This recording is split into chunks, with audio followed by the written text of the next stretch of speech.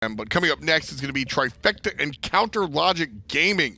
1 and 4 for Trifecta, CLG 2 and 3, so sort of on the lower end, but I think both of these teams can be better than what we've seen.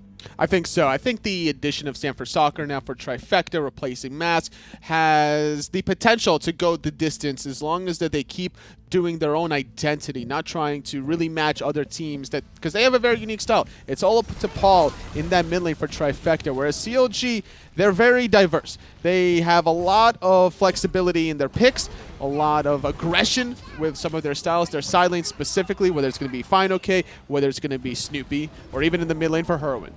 Yeah, when you look at Trifecta, there's a lot of different options here, and Zapman hasn't been the #1 for a while. So like you said, I think we're looking at Paul there, and I have really enjoyed what Paul has been able to sort of bring to the table. Both him and his teammates have really made the strides to bring Trifecta into new territory, because winning just hasn't been their thing lately.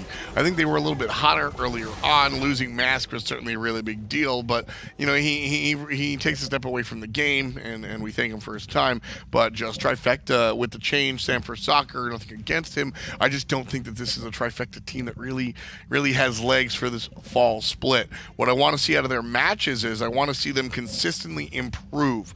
I don't think they're winning the Worlds anytime soon, although anything can happen at HRX. But what I really want them to start planning for the future. And I want to see them individually come together, become a team, and then become something that we can really be proud of. Well, on the flip side, CLG certainly have the potential to go the distance, even for Worlds potentially winning it, if they show up at their best performance, because their ceiling is very, very high. fineokay, known to play a lot of different things in the solo lane. Homiefe can definitely switch things up in the jungle, and that leaves a lot of question marks when it comes to picks and bans against them. This is the team that I think can surprise a lot of players. I think Splice is surprising, but we're seeing what they're doing. I think that CLG are the team that can just out of nowhere get some wins, become a really, really big contender for the World Championship situation. When you look at Counter Logic Gaming on paper, they're a fantastic team. When you look at their progress, or lack thereof, here in Season 5, it's been really lackluster, kind of asking a lot of questions. You know, both on stream, on me and Finch's podcast. I recently did a community podcast, a Split Push podcast. Shout out to those guys at the show that they do. You know, the question I'm always asked is, you know, your professional opinion, what's wrong with CLG? And I don't know.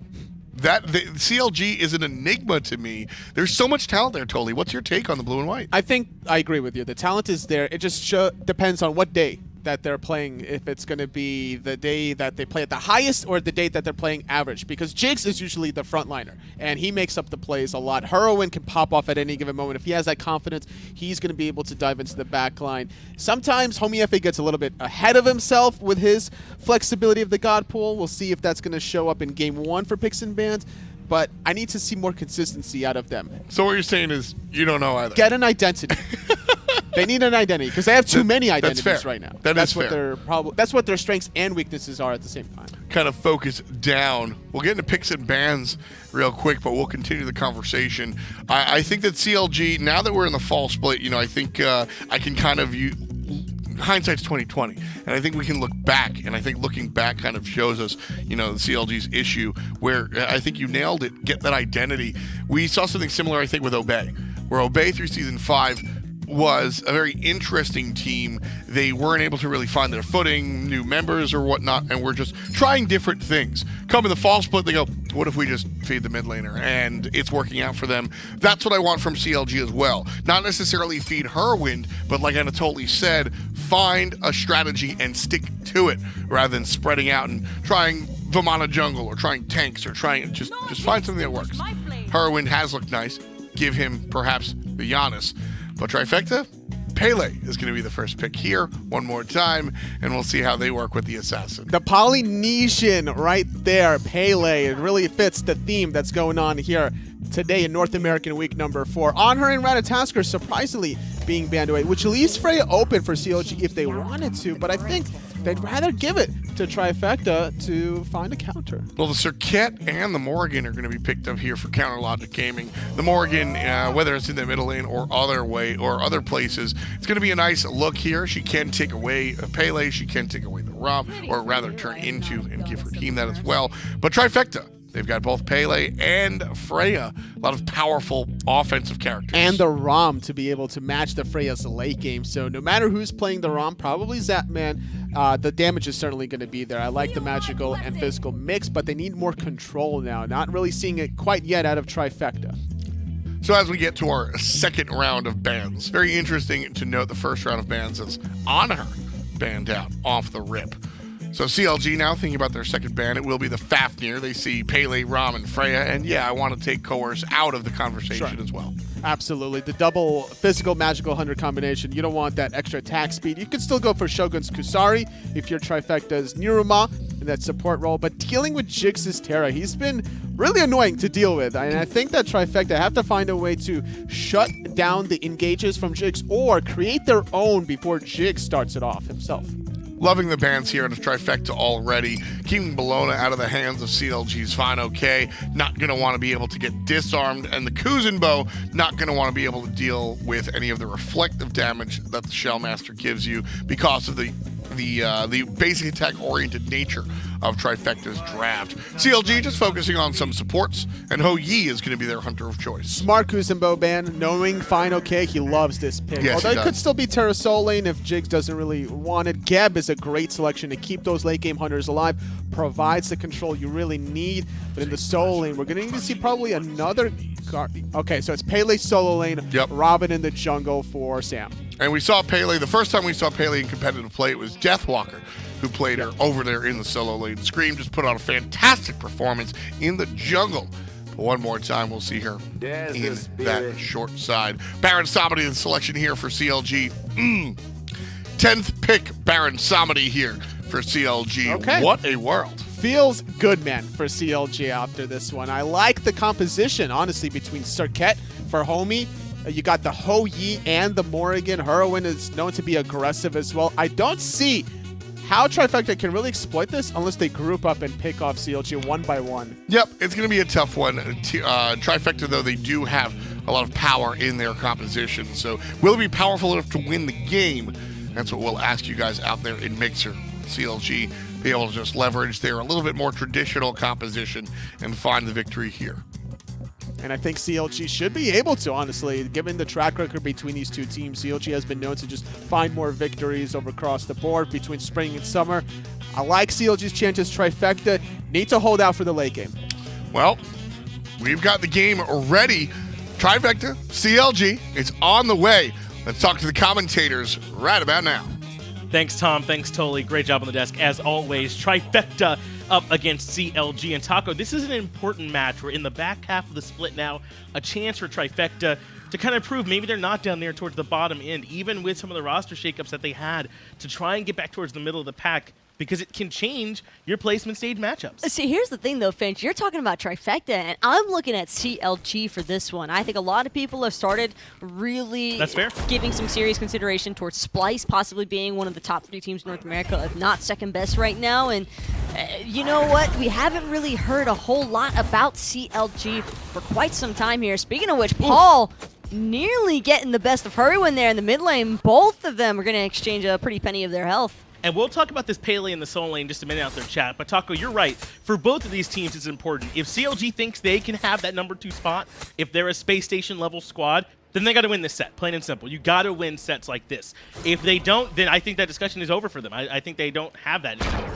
And same for Trifecta. If Trifecta aren't 5th or 6th, then they got to win here, and they got to show it up against a team like CLG. So it's very defining, I think, for both of them to be able to win this kind of mid-level matchup, to prove what end of the spectrum they're actually on. And it feels like Trifecta are trusting Pele to get it done, but not in the jungle, like we just saw Scream run the table with.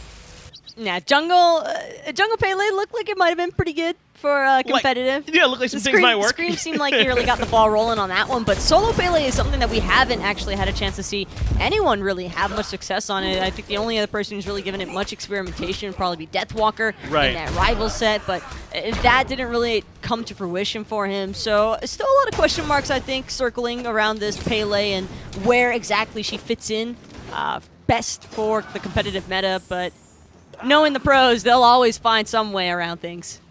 And her clear can be fine over here in the solo lane. Shouldn't be in too much trouble.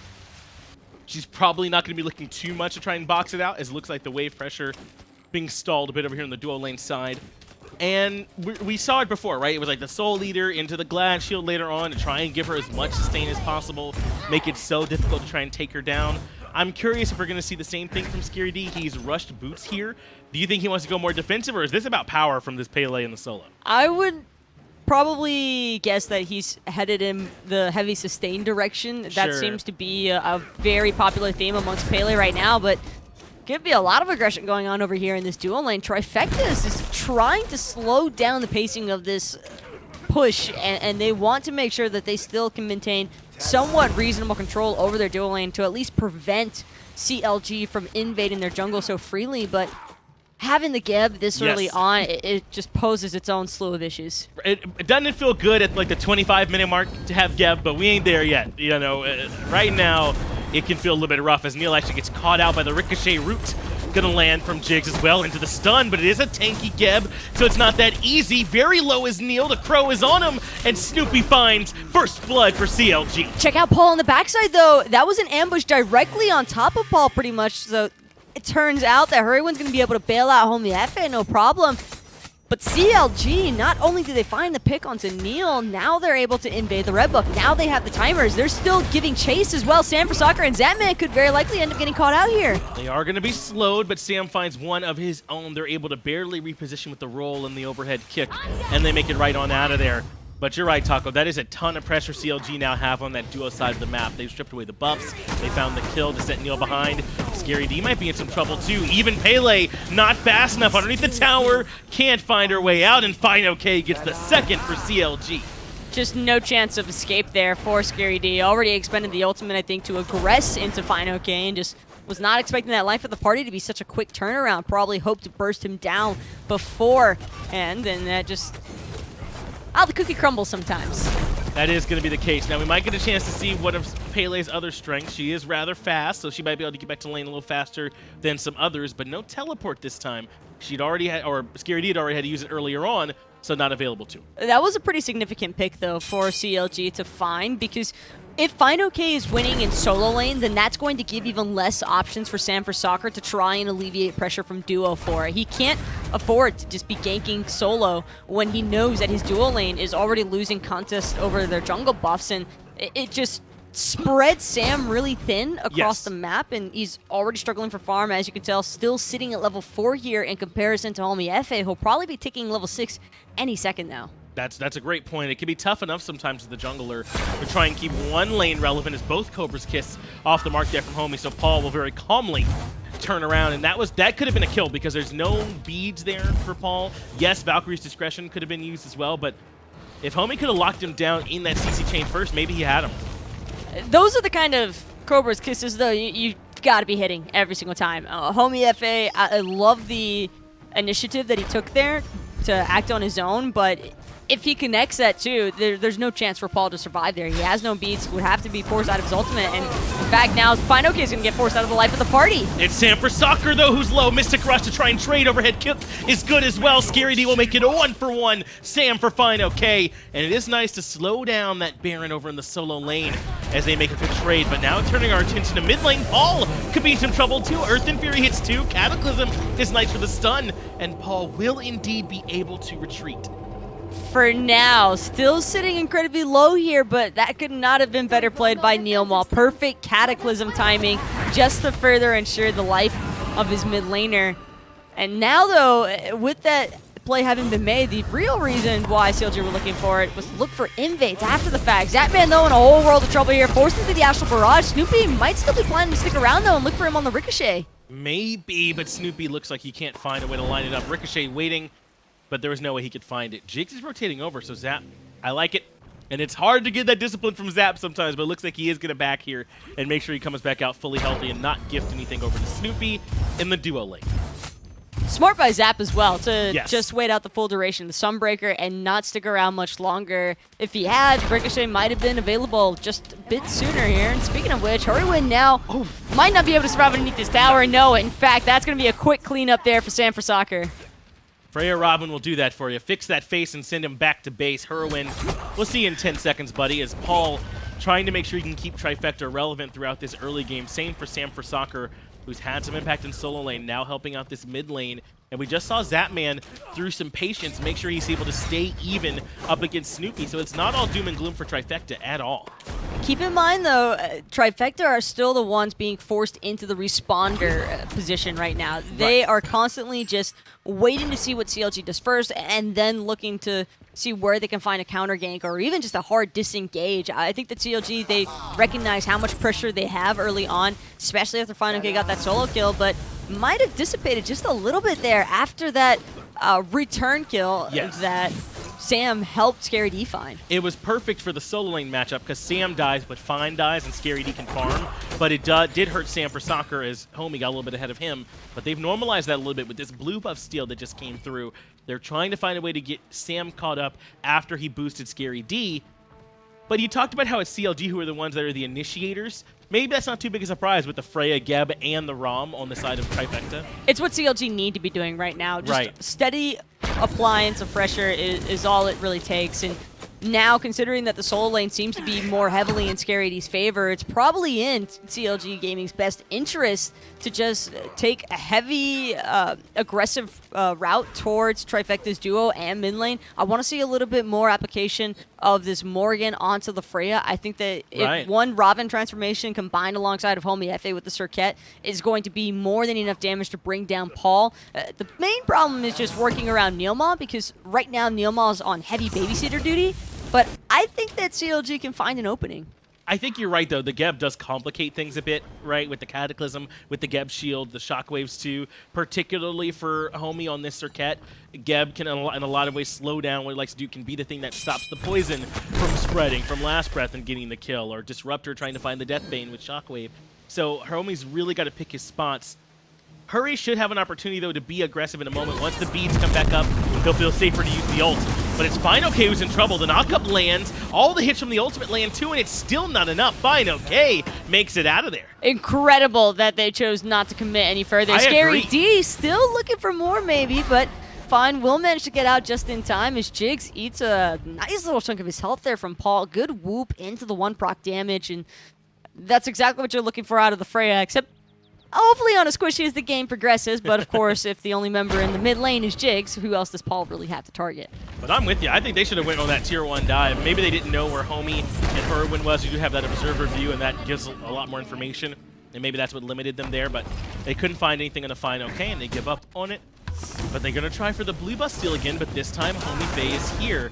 Fine, though, it looks like he wasn't able to defend it. And now Neil's in trouble in mid, too. He makes it out, but low HP. Snoopy, though, he's made the rotation all the way over from duo. Got tired of waiting around for Zapman to try and push up, and he knows that Ram has zero intentions of boxing this early on, and for good reason. This is not the laning matchup you want to try and take up time and time again. Zap is making the right decisions here by choosing to be a little bit more passive. He's sacrificing some gold and a little bit of experience because he is getting pushed towards his T1 tower line, but it's better than him dying off cooldown to Snoopy. Yeah, Zap has played this matchup really patiently, and just patiently enough. You can be too passive in lane, and I think it can hurt you, even in a matchup where your opponent has the pressure, like it is against this Houyi, who would love to box right now. But he's played it just right on that edge where he's not taking bad fights, but not falling too far behind. This has been great from him so far in terms of his restraint. I like this as well from Trifecta. Just Sam hugging that upper right mid Harpies wall, waiting to see if Jigz would overextend. Even the slightest bit is all it would have really taken. I think they have enough burst damage between the Mystic Rush and the Freya that they would probably have been able to confirm that before anybody from CLG would have had a chance to try and peel for Jigz. Yeah, I think he could have potentially been in some trouble. Checking back in on the solo lane, I have to imagine that fineokay did lose that blue buff. He never went back to grab it at any point, so I think Scary D, even in the 1v2, is able to strip it away, and we'll certainly be able to tell if he goes back for it one more time right when it comes up, as the blue buffs are a bit off sync, which means he'll have time to confirm his own and potentially be there for the strip away. And this feels like a pretty big problem right now for fineokay because he's still not level 12. Scary D's already at 13. Zapman forced to roll away. Looks like he ended up missing out on his purification beads also, but NeiruMah, beautiful knockaway onto Homiefe. He is up in the air, but where's he going to go when he lands back down? Cataclysm controls 2. Mystic Rush makes Hurriwind in a whole heap of trouble, so Sam finds the kill, and Zapman makes it out. Paul with the return fire, but Sam for Soccer is on enemy lines, and he ends up falling to Homiefe. An eye for an eye there between the two teams, but on the bright side, Trifecta were able to successfully defend their red buff. I can't say the same for purple, but it doesn't seem as though Snoopy realizes what the actual spawn timer of this one is. He'll most likely look to challenge Zapman if Zap tries to head for his purple buff, and knowing Zap, he'll probably want to forfeit it this early on. Right, at this point, it might not be worth the fight, but he's going to take it now that Neil is right nearby. Snoopy lands back in place, but he has teammates coming very soon. Homie comes in with a Cobra's Kiss, Death Bane, and the walls from Jigz too strong. Zapman with nowhere to go, now putting the chase down on Neil, who is going to make it into the rollout. Paul is right there to help. He makes it out, but has to lose his hunter. CLG weren't interested in anything further, though. They'd already taken out Zapman, and that was the big kill in my mind, Finch, because not only does this give Snoopy an even more direct lead over the ROM, but on top of that, Sam, again, is put back into this steady position of never really knowing which side of the map he needs to be on to help aggress. He doesn't have to worry so much about solo any longer, but the same can be said for CLG. They've probably already cut their losses with this solo lane. They just accepted fineokay is going to be behind, will make up for it in the teamfight engagements, and Sam is just constantly getting there just a little bit too late. That's kind of what it feels like. That last fight, I mean, you kind of called it before it started that it just wasn't one that Zapman wanted to pick up. And to make matters worse, there was backup for CLG anyway, and so he ends up kind of overextending and getting punished.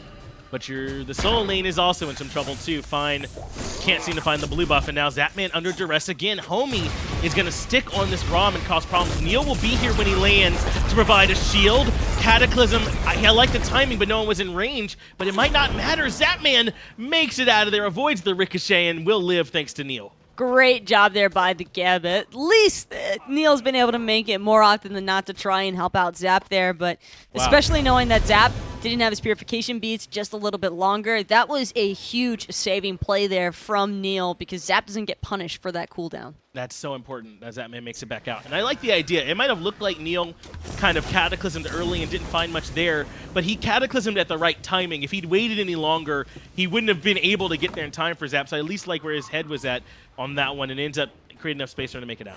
But this is also part of the reason why I want to see Sam hovering that dual lane side just a little bit more so, and hold that thought. Scary D actually going to eat about half his health there. Jigz and Homiefe get some nice damage off onto the Pele. And force out the ultimate. Gold Fury, though, being looked at by Trifecta. Even without the Pele ultimate, CLG know that very clearly, that they don't have that important tool at their disposal. Banish will not land from Paul either, Tonko. And that's enough for them to give up this Gold Fury in the back end. CLG force him off. Well, what I wanted to bring up, though, is the fact that if Zap continues to get pressured out of the lane, even if he's not dying every single time, eventually CLG are going to be farmed enough to where they can actually just look to pool and take this Gold Fury for their own, especially if Neil keeps having to expend important relics like shells and the like to bail Zapman out. But look, they're trying to force the 5-on-5 with this Pele, who's ahead of fineokay right now, especially because fineokay hasn't made it all the way here. But CLG are being patient. They want to wait on a full commit from Trifecta on the right-hand side. Scary D goes in to Hurriwind, who's low. Mystic Rush can't quite hit home. Life of the Party pulls one in, but Paul has already got Jigz, and Scary D dies in trade. 1-for-1, one more time. Hurriwind with that Morrigan transformation, just using Scary D's own devices against him. NeiruMah now going to get knocked up, but a nice three-man Cataclysm catches the likes of CLG. Last Breath is going to find the rock and spread the poison, but not to anyone of any significance. That's another kill for Homie. 2-for-1 in CLG's favor, and that should be their Gold Fury as well. No one around to stop it. That was also perfect from Homie because Neil was in that CC immunity stage of the rollout. Had he not expended the last breath there, Neil definitely just gets out, no problem. Doubt that Trifecta would have looked to contest even if Neil hadn't ended up dying there, but it just goes to show how much pressure CLG truly has. Despite Scary D having such a massive lead, he wasn't playing around Trifecta with it. He kind of just took up a very aggressive stance there with only Paul to really assist him. And I understand that the team fights were a little bit separated, but even a 3v2 engage this early on might be a little bit too much for the Pele to handle. Yeah, they took the separate engagement. Trifecta set it up that way with the blink initiation. Zapman in some trouble here in dual lane, though. Ricochet not going to land. Geb Shield and Aegis would have been there anyway, but they do force out the Relic and the Beads. Another big win for CLG. But Taco, I'm right there with you in terms of that they took a weird fight there for Trifecta. It looked like they wanted to try and force them into the Gold Fury pit, but they actually took the fight outside of it and broke themselves apart. That was just Paul, I think, getting baited in by Scary D's level of aggression. And Right. Scary D needs to be a little bit more mindful of where he chooses to actually push up, because it'll give a false sense of security to his carries like Paul. And I understand even in comms, these teams can very clearly communicate that type of stuff to each other, but sometimes the chaos of a team fight, it is very easy for things to be misjudged. And I think that was a perfect example of Scary D just not really respecting the amount of damage or the Morrigan transformation. The fact that they wanted to all in onto Hurriwind with the Pele was a bit surprising, considering that Hurry has that changeling available.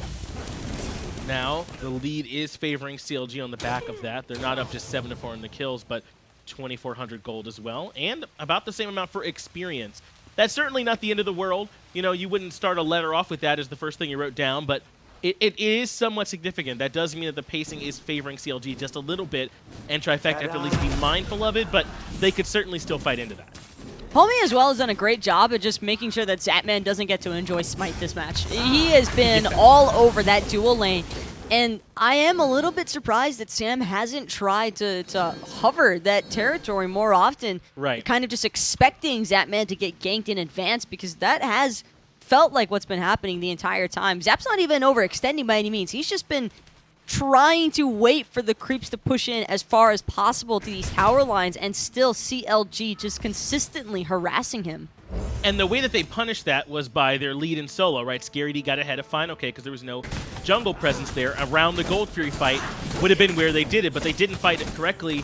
They lost that advantage, and now CLG are able to grab a Pyromancer, Taco, without any contest. In fact, they're even positioning like they want to start this Fire Giant. Trifecta got to show up. It's because CLG have Snoopy. It's not the same way for Trifecta. They don't have Zapman who can afford to rotate right now. He's 2 levels behind Snoopy and an entire Executioner. Even if he wanted to look for a boxing trade or to help better assist in a teamfight engagement, Trifecta would probably just be on the losing end without their carry being on the same or up to par with Snoopy. Yeah, at this point, it would be too tough for Zapman to try and have the same impact as Snoopy, even with that attack speed steroid.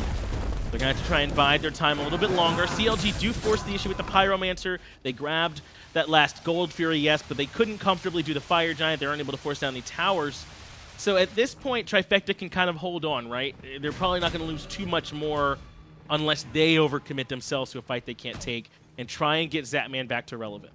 I like that Trifecta are doing everything in their power to slow down the pacing, though. It has been heavily dictated so far by CLG, and all I really want to see is Sam looking to play a little bit further up here. He could probably get a decent wombo combo going with Paul onto Hurriwind. The problem is Jigz has done such a great job with just staying local to the mid lane that it makes it very complicated trying to commit to Hurry. Scary D just outside the range of life of the party, so Homie and fineokay cannot team up to find that kill over there, Taco. Look at this build, though, from Homie.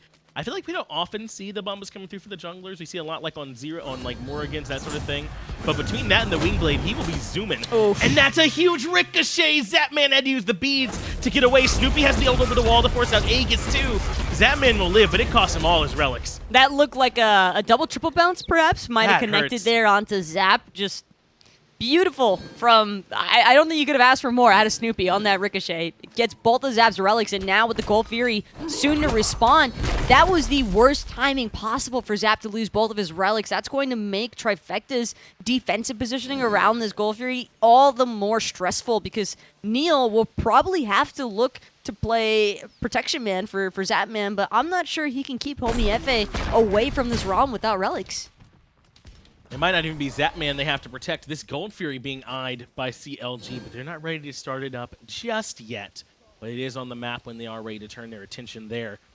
We'll see where it is they can try and slow down the pressure as actual vision control gets controlled now by Trifecta. And they've got Scary D and everybody here. They're going to be here for the fight. The second that Scary D started leaving the solo lane, you can expect to see the same sort of rotation from fineokay. All 5 members now, from both teams, in fact, wow, gathered up near this Gold Fury pit. But CLG, they're not wasting any time whatsoever. They've already pulled this Gold Fury down to 50% health. They've got it low. Jigz, though, gets chunked by the damage coming out from Paul. He's removed. Hurriwind gets knocked up as well in the back end. Has to turn to Pele to find a way out, but can't. Zapman with the double Trifecta turn the game around in an instant, and now Snoopy in trouble as well. This is the kind of punish That's that you huge. want to see from Trifecta every single time. CLG, for as well as they've been playing this game, 21 minutes, suddenly decide to isolate themselves and look to take up the engagements that they really shouldn't. Hurriwind was behind everybody, still waiting to get into position for a flank by the time Jigz gets picked off. And so that leaves Hurriwind just too far away from the rest of CLG. And by the time that they start pushing in to better help peel for Hurry, that just makes everybody forced into an awkward position. I love it from Trifecta. That's the exact response you need every time. Well, now the Fire Giant's going to be all theirs. Gold Furies for the birds at this point. They want the Big Daddy objective, and they're going to grab it. All the towers still available as well, so plenty of gold to be farmed from this map. But how big is it that Neil's Shockwave hits Hurriwind, I feel like, on the back end? Because that kind of just throws off his timing by a second or two. And I'm sure his life still gets traded out, but at least he gets a little bit more damage in, right? Maybe forces someone back, and the situation looks a little bit different than everyone full health, fully comfortable, ready to take all the objectives from the map. Now the game has swung entirely back in Trifecta's favor. And it's all but even between Right. these two teams. Trifecta were at such a massive disadvantage, I think, experience-wise, because of what was happening over there in duo. The fact that Zap also connected on the last 2 hits, that's going to put him on the same page as Snoopy with the Ho-Yi, and one team fight is all it took to just shift everything into Trifecta's favor. CLG, it's just... I feel like this has kind of been what's happened to them all year long in Season 5, where they play fantastic at certain moments, but then it's just small lapses of judgment that lead to these game-changing swings. You're exactly right. Now, we don't want to make it sound like it's over just yet. It certainly isn't. In fact, Trifecta playing a little bit passively with their Fire Giant, at least for now. So we'll see if they want to be the ones who are the aggressors. But CLG had a chance with that Gold Fury fight to get a real lead, the kind of lead where they could be the ones dictating where the fighting would happen. But now it's back to essentially even. Zapman is relevant again. Scary D is still very comfortable. Paul is swinging, as we saw in that last fight. Things are about to be trouble for CLG. Potential. Could be trouble for Hurriwind even, and Scary D looking for him just a little bit, tossing out some poke to see if he can find anything that would reveal that Morrigan invis. Has plenty of chase down potential as well with this Pele, and a decent amount of tankiness, but maybe not a super ideal frontliner. I think that if anything, hybrid. Trifecta are probably playing this a little bit slower still because they understand that they don't have a very consistent initiation process. Right. Right now, they're probably a lot better at just kind of responding if CLG are the ones that start the fight off. But, I mean, look over at CLG. They got a lot of mass in the build. Lono, Bumbus, he's faced off. They're working on the messengers for Hurriwind as well. They're a big fan of those items, which you might have to talk about later as Stanford Soccer blinks in the backside. That forces out the Earth in Fury. Homie gives up last breath, too, and Sam just leaves. NeiruMah, though, he still had that Cataclysm. We're going to end up finding Jigz underneath it, but the Sunbreaker has been expended from Snoopy. Hurriwind now just gets blown up in an instant. Beautiful blinking by Scary D to find him after the Aegis wears off. Just removes the Morrigan from the match very early on. Tier 2 tower should come down without any more trouble. Trifecta find yet another fight, and they bided their time with that Fire Giant buff for 2 minutes before they finally grouped up, sieged the Tier 2. CLG could not get set in time. They wasted so many cooldowns on Neil and Sam for Soccer, and Scary D, perfect timing to come in and punish Hurriwind. I just can't believe how patient Scary D was before choosing to reinitiate. It really felt like CLG thought that they had shoved Trifecta back successfully for a moment or two and were looking for the hard reset, but that blink in from Scary just tossed everything into Trifecta's favor. Now they're going to get both of those T2 towers, only one left standing, and this is the massive gold swing that we were waiting for, albeit a little bit later than what we were probably expecting or normally seeing by this stage, but doesn't seem to matter all that much in Trifecta's minds because they'll be the ones finishing off those 6 item slots. Absolutely. They'll be able to go back, build up. Fire Giant will be back up in about a minute, and the buff will certainly have fallen off before they start any more engagements. But Taco, you talked about the patience from Scary D.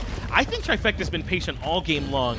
Zapman's played the duo lane very patiently into a matchup that could potentially be tough for the ROM sometimes. We've seen Scary D be very patient where he's picked his moments. Paul as well. Neil has been right there where he's needed to keep Zap alive or whichever carry. It has paid off for Trifecta in a big way.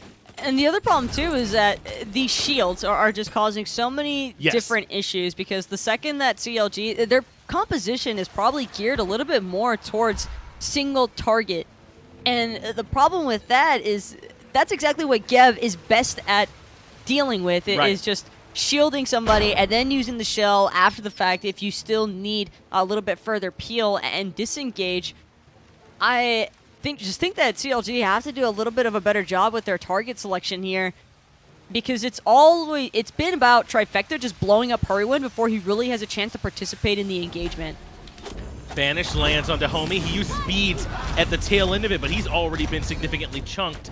Scary D's not going to be able to wrap around on him. Blink is going to catch fineokay with the knock-up instead. He is going to use the ultimate Mystic Rush over the top. Up onto the coffin goes fineokay.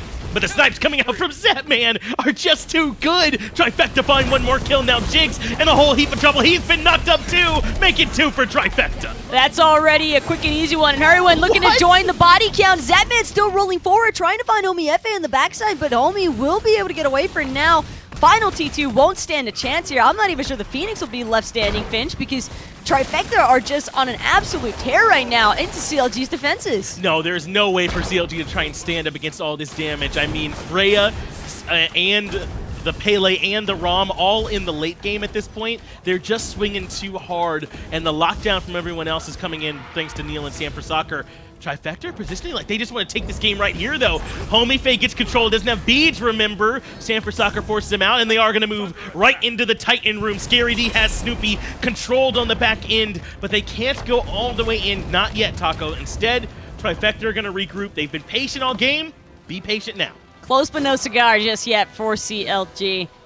Or Trifecta, excuse me. CLG are probably just trying to lick their wounds right now. I mean, they're confined inside of their base now. There's no chance of them wanting to really push out this solo lane as far as they probably would want to. And normally, it's just if they go too far, you know Trifecta is going to be looking for them since they're trying to take this next Fire Giant anyway. This could be a good rundown opportunity, though, for CLG because the likes of Trifecta have not had a chance to back yet. This is bold. CLG need a call like this if they want to be able to find the game. They're looking at the Fire Giant while Trifecta are still on the back foot. Homiefe is going to look for the loop around the back end. Cataclysm stuns out nearly everybody. fineokay is low on the back end and has to try and find a way to run away, but the snipes from Zapman find him. Sanford Soccer gets a kill to his credit too. 5v3 just like that. Trifecta send them running, but the knockup is too good coming out from Scary D. Sanford Soccer with the double kill. New guy earning his cape for Trifecta. And this isn't just any sort of creep wave that's pushing into the base pretty soon here, Finch. That's going to be some fire waves starting to make their way over into CLG territory. And with only 2 members left standing, it's again Homiefe and Jigz. They were the last 2 last time, but now Trifecta, everybody is so healthy. Everybody still has their relics, and Zapman is just looking to focus down this Titan. And he absolutely should. Beads to get away from the stun. This Titan can't handle it. Trifecta take game 1 in 30 minutes over CLG, and for a while, this looked like Counter Logic Gaming's game, but Trifecta were patient. They got that great play around the Gold Fury where they were able to pull it back, and all of a sudden, it's Trifecta's win. It all came down to that Gold Fury play in my mind, Finch, because Trifecta were very clearly forced to be playing from the back foot. CLG was doing an excellent job finding constant picks, constant pressure onto Zapman. Yeah. Sam looked a little bit lost even inside the jungle at the start because he just had nowhere that he could possibly try and provide any assistance to. By the time he would normally arrive to the lane, the engagement already ended. Zapman was already dead or forced to back to base, and Trifecta just came up huge with that swing from the Gold Fury play. It was really big. That ended up winning the game for them, but What about you all at home? Who do you think is going to be the MVP? I certainly think you couldn't go wrong voting for Scary D. Some excellent Pele plays. Paul had an absurd amount of damage by the end of that game. The Freya was key for them. It's Neil. The Neil Sure. is the MVP this game because not only did Neil bail out Zapman at least 3 or 4 separate times, but he saved the life of his team members multiple occasions. I can't even begin to imagine how many of those team fights would have gone differently, but Homiefe just ran out of options because of the Geb. He had a great fight that tier 2 where the life of the party was committed onto him. He cataclysms to try and get away from the stun and stop the follow-up as well. Neil certainly played well and would be deserving of your vote, but it's up to you all in chat. We'll let you decide, and I'll let the desk break down the game. Thanks a lot there, folks. Tom and Tully here to break down game number 1. And what a game it was. Counter Logic Gaming take this one. And if you can tell by my tone, I really didn't expect... Trifecta take this one. And if you can tell by my tone, I really didn't expect Trifecta to really take this win. Well, it wasn't necessarily due to the Pele, the same dominating fashion that Scream did in this first set. I think a lot of it came down to Paul and playing setup. Even though he only has 1 kill, those 12 assists were off of the back of a lot of clutch whoops. I'm looking back at the Goal Fury specifically where he whooped out Jigz, CLG fall. They lose 3 members, and Trifecta, instead of even going for the Goal Fury where the fight ended, they travel to the right side of the map, get the Fire Giant, and then just run rampage. Sanford Soccer also had probably his best performance since joining the team here. 5-2-8 on the jungle Ravana, and as Taco so intelligently pointed out, NeiruMah, man, what a support play from him today. I speak about him very highly, very often, and I really think that he's a very strong player. There's a reason why he's 5-1-6, Zapman specifically, because NeiruMah was being able to help him out and survive a lot of those situations. Zapman didn't bring that much player damage into this game. A lot of it actually came down to Paul. There was 2 times the damage between Paul and Zapman. NeiruMah's job was just to keep one of those 2 alive, and it was more often than not that Zapman would be the one in trouble. Well, NeiruMah is going to be your most valuable player because of it. Intelligent fans out there, I'm going to give you guys a shout out. Sometimes it's hard to really see when the support player kind of takes control of the game, and everybody's looking at those kills and everything, but the intelligent people know it. So I shout outs to you guys out there in chat for giving the support player a nod. I still think that game 1 of the first set, a United versus Space Station game, it should have been Baskin though for the MVP. That Apollo player was definitely what allowed them to win, but that's already in the past. We're moving on to game 2 now.